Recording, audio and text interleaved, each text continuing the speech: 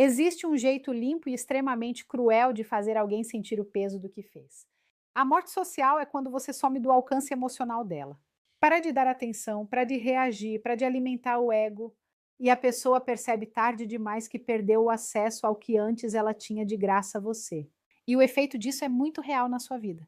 Você dorme melhor, sua ansiedade baixa, você recupera o controle e o respeito volta sem você precisar implorar por ele. Se você ficar até o final, eu vou te mostrar como aplicar isso do jeito certo, sem joguinhos, sem virar uma pessoa amarga só com postura, silêncio e atitude. Mas antes, já curte o vídeo, se inscreve no canal e ativa as notificações, porque aqui você aprende a se proteger e a se valorizar de verdade. Daquele jeito que faz quem te feriu pensar: eu perdi alguém que eu não devia ter perdido. Você sabe o que mais prende alguém numa situação que já deveria ter acabado? Não é a dor em si, é o acesso. É quando a pessoa te machuca, mas continua tendo entrada livre na sua atenção, no seu tempo e no seu emocional, como se nada tivesse mudado. Por quê? Vamos ser sinceros, às vezes a pessoa não está mais na sua vida de verdade, mas ainda está na sua cabeça. Isso acontece quando você continua respondendo, explicando, justificando, olhando redes sociais, tentando fechar um assunto, só que sem perceber você está mantendo a porta aberta. E dar acesso não é só mandar mensagem, é também reagir. É ficar esperando, é checar se viu, é tentar provocar uma resposta, é postar algo com a esperança de atingir. Tudo isso é acesso. É você entregando um pedaço do seu controle toda vez que deixa a pessoa apertar um botão em você. O pior é que isso vira um ciclo muito injusto. A pessoa faz o estrago e você fica trabalhando dobrado para aliviar o próprio coração. Você tenta entender, tenta consertar, tenta arrancar uma explicação, só que nessa busca você vai se prendendo ainda mais. E tem uma coisa que quase ninguém fala. Quando você dá acesso, você está ensinando como te tratar. Você está mostrando que mesmo depois de machucar, a pessoa ainda consegue sua presença, sua resposta, sua energia. Isso não gera arrependimento, gera conforto. Às vezes você pensa, mas eu só queria que a pessoa reconhecesse. Só que essa necessidade vira uma coleira invisível, porque enquanto você precisa da validação dela para se sentir em paz, você continua dependente. E dependência emocional é um terreno onde o respeito morre rápido. E repara como isso drena a sua vida. Você acorda e a primeira coisa é olhar o celular. Você tenta focar em outra coisa, mas a mente volta. Você se pega ensaiando conversas na sua cabeça e no fundo você não está vivendo, está respondendo mentalmente a alguém o tempo todo. Agora aqui vai a pergunta que muda o jogo da se essa pessoa te feriu, porque ela ainda tem permissão de te afetar com tão pouco. Um oi já te bagunça, um silêncio já te derruba, um story já te irrita. Isso é acesso. E acesso demais transforma qualquer ferida em ferida aberta. O erro não é você ter sentimentos. O erro é você achar que ficar disponível é sinal de maturidade. Maturidade, na verdade, é você entender que nem todo mundo merece proximidade e que às vezes a atitude mais saudável é reduzir o contato ao mínimo, não para punir, mas para se proteger. Porque enquanto você continua presente, você vira um lugar confortável para a pessoa entrar e sair quando quer. E aí ela nunca sente o peso da perda. Ela não precisa lidar com consequência nenhuma. Ela só recebe a parte boa de você e você fica com a parte ruim dela. Então, o primeiro passo aqui é simples, mas exige firmeza. Pare de dar acesso. Não é virar pedra, é parar de oferecer sua energia como se fosse gratuita. Quando o acesso acaba, o poder muda de mãos e é aí que você começa a se soltar e a pessoa começa finalmente a sentir. No próximo tópico, eu te mostro exatamente quais são os tipos de acesso mais comuns, os que parecem inocentes e como cortar cada um sem drama, sem jogo e sem voltar atrás. A morte social não é sumir por birra, não é castigo, não é joguinho, é uma decisão bem clara. Você deixa de existir como fonte de acesso emocional para aquela pessoa. Ela ainda pode lembrar de você, ainda pode ver seu nome por aí, mas não encontra mais a sua energia disponível, nem a sua reação, nem o seu tempo. E aqui está o ponto que muita gente confunde. Morte social não é bloquear por impulso e depois desbloquear. Não é postar em direta e fingir que não foi para ela. Isso continua sendo acesso, só que disfarçado. Morte social é outra coisa. É você cortar a relevância da pessoa na sua rotina e, ao mesmo tempo, cortar a relevância que você tinha na vida dela. Porque isso dói mais do que brigar. Porque briga ainda mantém conexão, briga ainda cria história, ainda gera emoção, ainda dá palco. Quando você briga, você está dizendo: você consegue me mexer. E por mais estranho que pareça, isso alimenta o ego de muita gente. Agora, quando você simplesmente para de jogar, a pessoa fica sem ferramenta. Ela não tem mais o seu retorno, não tem mais a sua justificativa, não tem mais o seu último texto. E aí o cérebro dela começa a trabalhar sozinho. E é exatamente aí que começa o desconforto real. Mas atenção, morte social não significa virar um robô. Significa virar alguém que se respeita o suficiente para não se oferecer como entretenimento emocional. Você não precisa ser rude, você só precisa ser consistente. A sua calma vira o seu escudo. Na prática, é quando você passa a responder menos, se explicar menos, aparecer menos, até que a sua presença deixe de ser garantida. E isso muda tudo, porque pessoas que não te valorizam só percebem o valor quando o acesso some. E tem um detalhe importante: a morte social também é um presente para você, porque quando você para de alimentar a história, você para de reviver a dor todo dia, você começa a voltar para o seu eixo, você volta a ser alguém que decide, não alguém que reage. Então guarda essa frase. Morte social não é sobre ferir o outro, é sobre parar de se ferir. O arrependimento do outro pode até acontecer, mas a sua paz precisa começar antes disso. A seguir, eu vou te mostrar o vilão invisível que faz quase todo mundo falhar nessa técnica sem perceber. A reação automática, aquele impulso de responder, provar, explicar, se defender, que mantém você preso e dá munição para a pessoa continuar no controle. Vamos falar do verdadeiro problema aqui, porque ele é silencioso e muito mais forte do que parece. A sua reação não é a pessoa, não é o que ela fez, é o que acontece dentro de você depois. Quando você sente aquela vontade quase automática de responder, de explicar, de se defender, de colocar tudo para fora, o seu cérebro odeia a incerteza. Então, quando alguém te fere e some, ou te provoca e faz cara de inocente, você entra num modo de urgência. Eu preciso resolver isso agora. E é aí que você manda a mensagem no impulso, faz textão, tenta conversar, tenta fechar a história, só que sem perceber. Você está entregando exatamente o que a outra pessoa quer, a prova de que ela ainda te controla. Repare como isso funciona.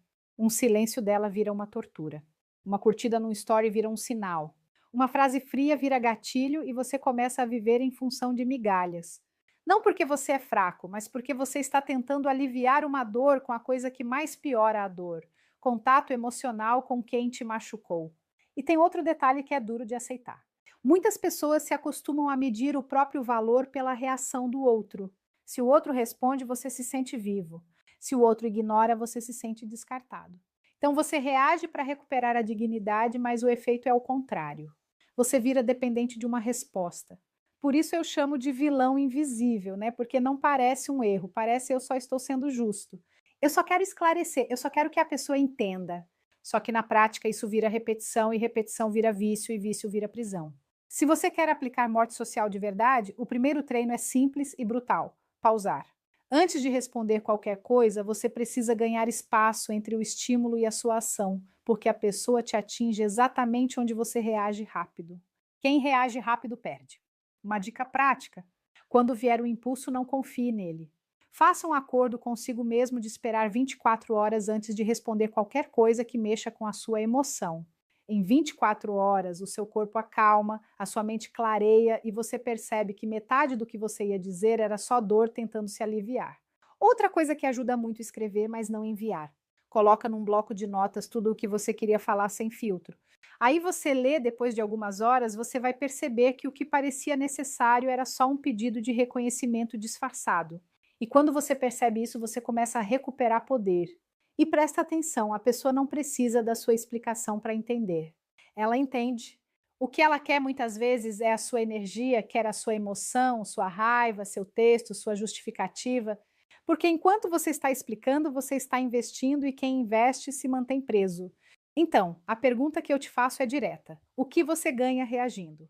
Um alívio de 5 minutos e depois vem o vazio de novo, a ansiedade volta e você se sente ainda mais exposto. Reagir é como beber água salgada. Parece que ajuda, mas te deixa com mais sede. A partir daqui, o objetivo é um só: transformar a sua reação em postura. Você não precisa provar nada, você precisa se respeitar. E no próximo tópico eu vou te mostrar o gatilho que realmente derruba o ego de quem te feriu. Quando você vira silêncio e estabilidade e a pessoa percebe que não tem mais como te puxar de volta pelo emocional, tem uma coisa que mexe com o ego de quem te feriu mais do que qualquer confronto, né? A sua estabilidade. Não é você falando bonito, não é você explicando tudo, é você seguir a vida com uma calma que a pessoa não consegue entender. Porque quando você se mantém no silêncio, sem indiretas, sem ataques, sem última mensagem, você tira o palco. Gente que gosta de controle entra em pânico quando percebe que não consegue mais provocar reação. O ego dela começa a perguntar: como assim eu não consigo mais mexer com você? Só que esse silêncio precisa ser inteligente. Não é aquele silêncio carregado de raiva que você fica vigiando, esperando ela aparecer. É o silêncio de quem realmente decidiu. Eu não participo mais disso. E quando essa decisão é verdadeira, o seu corpo muda, sua energia muda, sua postura muda. E aí vem o primeiro efeito. A pessoa tenta testar, ela manda uma mensagem neutra, uma piadinha, um lembrei de você, um tá tudo bem, parece inocente, mas muitas vezes é só uma forma de ver se a porta ainda está aberta. E é aqui que quase todo mundo cai porque confunde teste com arrependimento. Se você quer fazer isso direito, você precisa entender uma regra. Quem te feriu vai tentar recuperar acesso antes de sentir arrependimento. Primeiro, ela quer saber se ainda tem influência. Depois, se não tiver, aí sim o peso começa a bater. Então, a orientação prática é: não responda como se fosse uma conversa normal. Resposta rápida e emocional é presente. Se você optar por responder que seja curto, educado e fechado, sem assunto, sem pergunta, sem gancho, porque pergunta vira ponte e você não quer construir ponte. Agora, o segundo efeito é mais forte. Quando você não dá reação, a pessoa começa a preencher o silêncio com a própria consciência. Ela lembra do que fez, ela revisita cenas, ela imagina você seguindo. E essa imaginação dói porque a mente dela não tem mais o seu retorno para aliviar a culpa. E aqui tem um detalhe importante. O silêncio bem feito não é ausência total de presença no mundo, é ausência de presença para ela. Você continua vivendo, trabalhando, sorrindo, cuidando de você, só que sem dedicar um cimentos da sua energia para mostrar isso, sem provar nada, sem olha como eu estou bem, só vivendo. Porque quando você tenta mostrar que está bem, você ainda está jogando. E quem joga ainda se importa com a reação do outro. A estabilidade que destrói o ego é a que não pede aplauso, é quieta, é consistente, é você virando alguém que não precisa ser entendido. Se você está pensando, mas e se a pessoa achar que eu não ligo? Ótimo, de verdade, porque o objetivo não é ela saber o que você sente. O objetivo é você parar de se expor. Quem te machucou não merece acesso ao seu coração em tempo real. E para te ajudar nisso, aqui vai uma dica simples. Crie um ritual de descompressão. Quando bater a vontade de falar 5 minutos de caminhada, banho, treino ou escrever 2 páginas no papel, você precisa deslocar a energia do impulso para a ação. Silêncio não é passividade, é disciplina. E se em algum momento você precisar falar, fale por você, não por ela.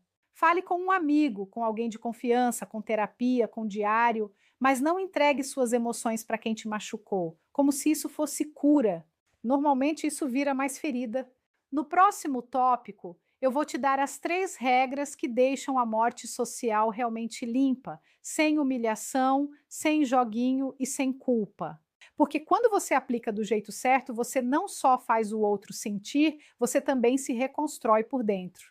A primeira coisa que eu preciso te dizer é: morte social só funciona de verdade quando ela é limpa por dentro. Se você faz só para provocar arrependimento, você vira refém do resultado. Você fica esperando a pessoa sentir, esperando ela voltar, esperando ela pagar, e aí no fundo você continua preso. Então a regra 1 é simples: faça por autoproteção, não por vingança. Você não está tentando ensinar uma lição para ninguém. Você está só dizendo: eu não aceito mais esse tipo de acesso na minha vida.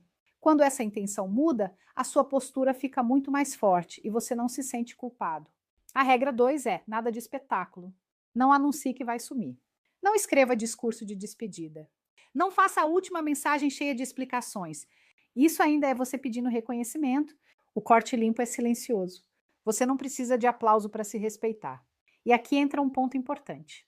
Muita gente acha que precisa fechar o ciclo com conversa. Nem sempre. Às vezes o ciclo fecha quando você para de insistir em ser entendido por quem não te respeitou. Não é falta de maturidade, é discernimento. A regra 3 é consistência. Morte social não é uma ação de um dia, é uma decisão sustentada. E a consistência é o que transforma a ausência em consequência. Se você some e volta toda semana, a pessoa aprende que basta esperar um pouco que você reaparece. Por isso, cuidado com a armadilha do só dessa vez. Só vou responder para ser educado. Só vou esclarecer. Só vou ver se está tudo bem. Se você abrir a porta mesmo um pouco, você ensina que o limite é negociável. E gente que te feriu costuma ser especialista em negociar o que não deveria. Agora vamos colocar isso de um jeito bem prático. Morte social limpa é quando você corta o acesso, mas mantém a sua dignidade. Você não humilha, não expõe, não faz indireta, não tenta ferir de volta, porque quando você faz isso, você ainda está em guerra, e guerra mantém vínculo. E é aqui que entra a culpa. Você sente culpa quando acha que está fazendo mal para o outro, mas presta atenção. Colocar limite não é fazer mal, é parar de se machucar. A culpa é um sinal de que você foi treinado a ser disponível demais. Se você quer reduzir essa culpa, use uma frase interna. Sempre que o coração apertar, eu estou escolhendo paz. Repete isso como se fosse um compromisso, porque a sua mente vai tentar te levar de volta para o velho padrão, né? O padrão do esforço, da conversa, da explicação, da tentativa. Outra dica, pare de medir se a técnica está funcionando pelo comportamento do outro, se o outro está postando, se está olhando, se está mandando mensagem, se está com ciúme, isso não importa. A métrica real é: você está mais calmo, você está mais forte, você está mais inteiro. É isso que vale. E se você tiver que ter contato por trabalho, família ou contexto, a regra continua válida. Contato mínimo, objetivo e sem intimidade emocional. Você não precisa ser rude, só precisa ser claro. Disponibilidade emocional é outra. Você pode ser educado sem se tornar acessível. Dá para ser cordial e ainda assim distante. A sétima, parar de consumir memórias como se fosse remédio. Foto antiga, conversa antiga, áudio antigo, lugar antigo. Isso dói, mas também vicia, porque dá uma sensação de proximidade e logo depois vem o vazio. Se você quer curar, precisa reduzir a exposição aos gatilhos pelo menos por um tempo. A oitava, parar de usar indireta como alívio. Indireta parece que alivia, mas na verdade mantém você girando em torno da pessoa. E pior, te coloca numa posição de quem quer ser visto. E quando você quer ser visto por alguém que te feriu, você ainda está pedindo validação. A nona, parar de se punir com a pergunta: o que eu fiz de errado? Claro que você pode aprender com o que aconteceu, mas ficar ruminando culpa vira uma forma de continuar preso. Em vez disso, faça uma pergunta mais útil. O que eu permiti que eu não permito mais? Isso te devolve controle. E a décima, e talvez a mais importante, parar de achar que você precisa estar forte todos os dias para manter o corte. Não precisa. Você só precisa ter um plano para os dias fracos. Dias fracos existem.